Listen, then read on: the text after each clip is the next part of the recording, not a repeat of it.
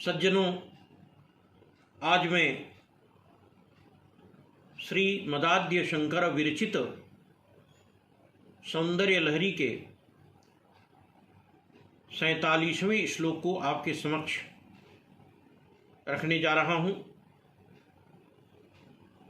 इस श्लोक में जगतगुरु शंकराचार्य जी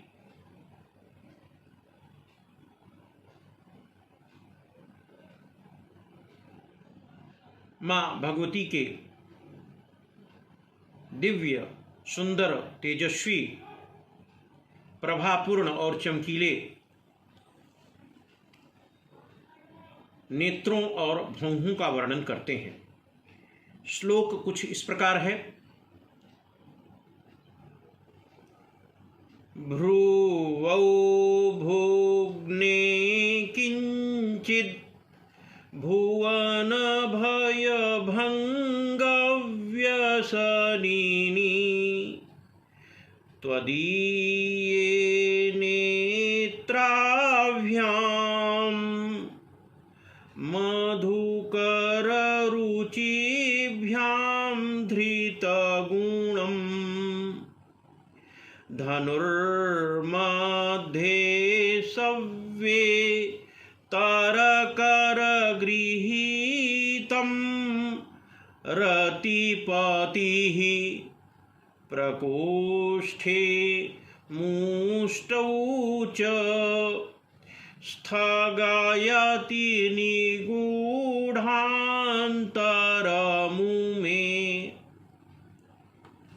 भाव यह है कि हे उमा,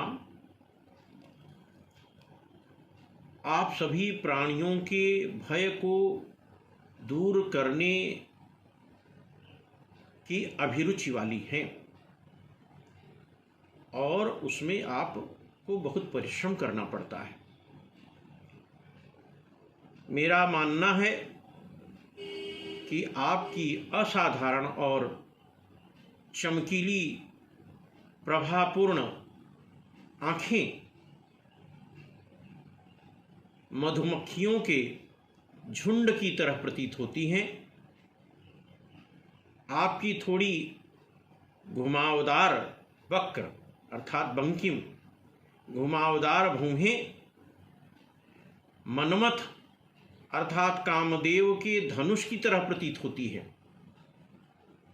जो अपने बंद बाएं हाथ में धनुष धारण करते हैं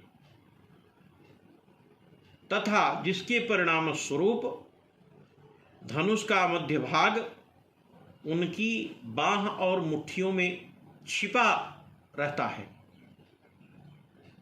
अर्थात संसार के भय को नष्ट करने की अभिरुचि रखने वाली हे देवी उमा, सामान्य रूप से कुछ वक्र आपकी भौहें भ्रमर के समान नेत्रों से प्रत्यंचा युक्त बाएं हाथ से पकड़े गए धनुष के समान हैं। मध्य भाग में जिसे कामदेव रतिपति अपने पहुंचा अर्थात प्रकोष्ठ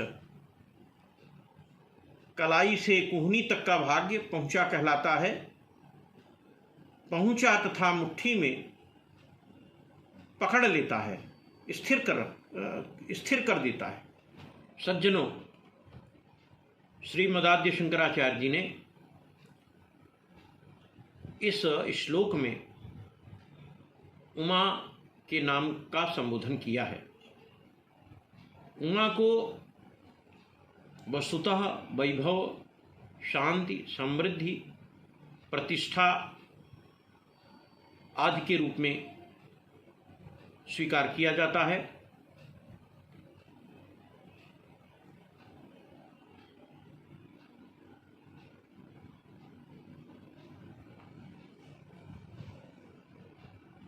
और उसीलिए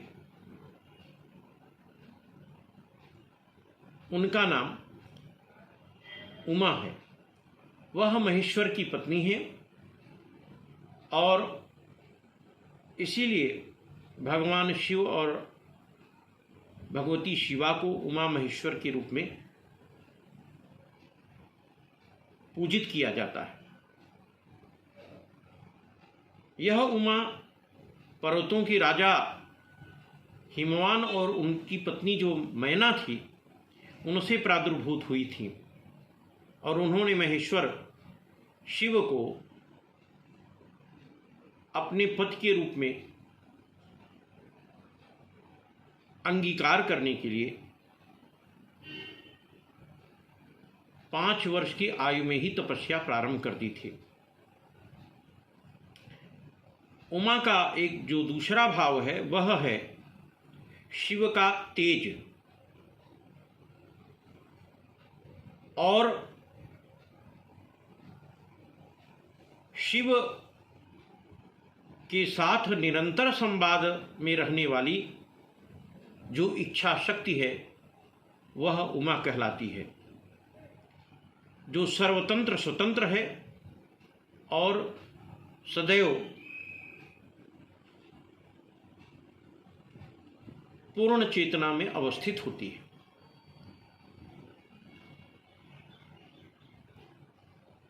सुधीजन, इस श्लोक में उमा महेश्वर के इसी दिव्य स्वरूप का वर्णन जगत गुरु शंकराचार्य जी ने किया है। यदि इस श्लोक को 45 दिन तक अनवरत 1001 बार पारायण करते हुए स्वर्णपत्र पर अथवा तो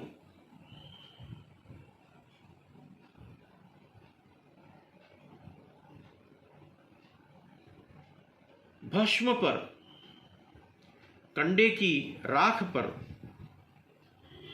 इससे निर्मित श्री यंत्र जो चतुष्कोटिक है और 3 बार उसमें श्रीम श्रीम श्रीम बीज मंत्र टंकित होता है का अभिलेखन कर और उसे मधुपर्क, खीर, पकवान, नैवेद्यादि का भोग लगाते हुए पूजन करके उसकी प्राण प्रतिष्ठा की जाए तथा उसे धारण कर लिया जाए। यदि स्वर्णपत्र पर है तो उसे कंठ में धारण किया जा सकता है और यदि कंडे की राख पर इस श्रीयंत्र को बनाया गया है और पूजन करते हुए प्राण प्रतिष्ठित किया गया है तो उससे साधक अथवा भक्त प्रतिदिन अपने मस्तक पर उसका चंदन लगाकर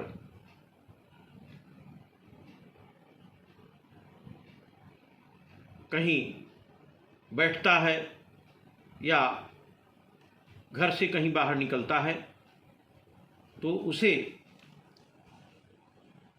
प्रत्येक स्थान पर सभा राज्यसभा में सम्मान प्राप्त होता है तथा वह पुरुष सम्मोहन, स्त्री सम्मोहन अथवा सर्वदेव वशीकरण करने में समर्थ हो जाता है।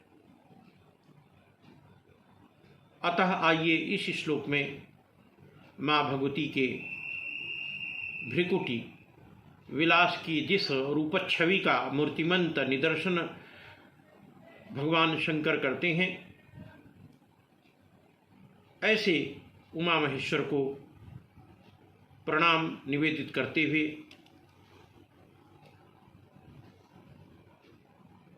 वाणी को विराम देता हूँ।